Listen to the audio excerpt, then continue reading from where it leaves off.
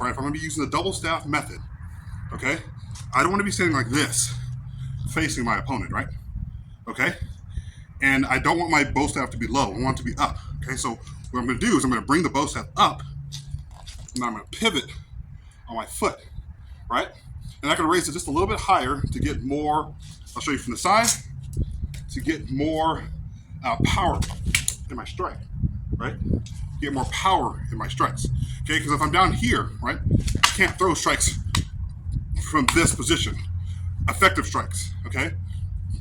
Having it up here gives me an opportunity to poke and prod my enemy if need be or if necessary, right? Or I can, if it's a wild dog, right, in the wild, this method also works. Also, a longer method works as well, but back to the stance, right?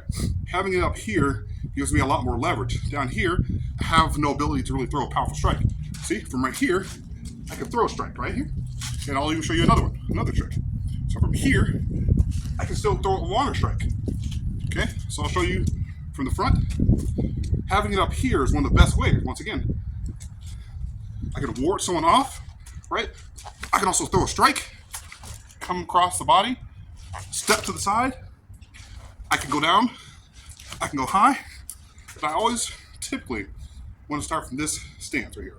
This is probably, in my opinion, the most effective stance, in my opinion, right here. If I'm going to use the double staff method, okay? Single staff method, there's different kinds of ways, right? Okay?